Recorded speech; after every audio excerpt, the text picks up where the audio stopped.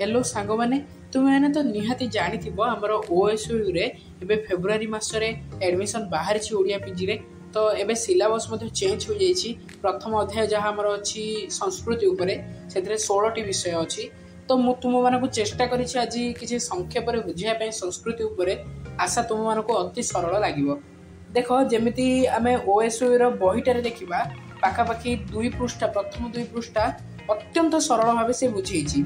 जमी देख तुम्हें मैंने देखिपुव जो स्क्रीन रे मुझे गोटे 1 नंबर बोली सेटा को तुम्हें मैंने प्रथम निहाती लिख पुणी गोटे 2 नंबर रे अच्छी जहाँ को तुम्हें मैंने तुम इच्छा लिखिपार कि न लिखिपार। देख जदि तुम्हें मैंने पूरा बहीटी को भल भाव पढ़ तेरे निहाती तुम्हें यहाँ लिखिपार। तापर देख तुम्हें तृतीयटी लिख चतुर्थ भी लिख पंचम से भी गोटे संज्ञा किंतु तुम मैंने चेष्टा कर लिखापी जदि न होउछि तेबे छाड़ी दियो चलिबो यह तुम स्किप करि परिबो।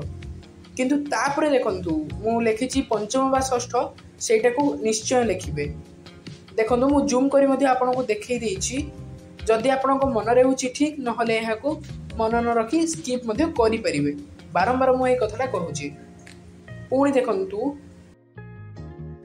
आपण मानक जदि किसी असुविधा होउछि स्क्रीन रू देखिबा मु निहाती पीडीएफ दे देबी आपण मते कमेंट करिवे किंबा मो टेलीग्राम ग्रुप रे जदि जॉइन करिवे ठीक अछि।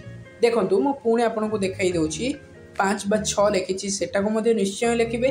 तापरे जो अछि मु ईएन बा इंग्रजी लिखिछि सेठी को आपण चेष्टा करिवे प्रायतः इंग्रजी टी लिखिबा पई कारण देखंतु आपण लगभग 4टा ओडिया रे लिखिचंती तो गोटे इंग्रजी रे लिखिबा निहाती आवश्यक। पुणी 7 नंबर पॉइंट भी आप संपूर्ण लिखिए 8 नंबर पॉइंट भी संपूर्ण लिखिए। आप गोटे नोटिस करेंगे कथाटीए ओएसयू प्रायतः भारत संस्कृति उपर कम वर्णना करिछि आमर ओडिशा संस्कृति उपर यथेष्ट अधिक वर्णना करिछि। केवल जहाँ जमी प्रकार भेद संज्ञा स्वरूप धारा एसबू टिके भारत संस्कृति वर्णना करिछि।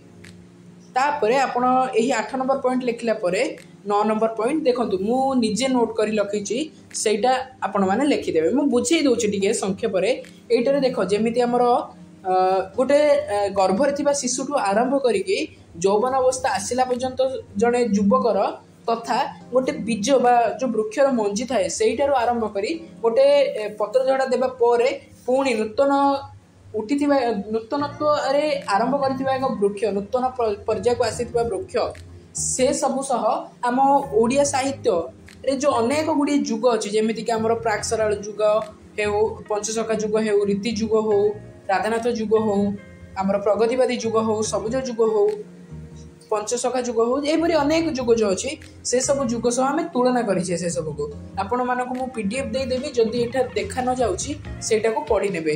मन रखंतु जेकोसी लॉन्ग क्वेश्चन आसु आपण एई 2 पृष्ठा को निहाती लिखिबे किंतु आपण निजे चयन करिवे जे मु एहा को केई भली भाबे वर्णना करबी।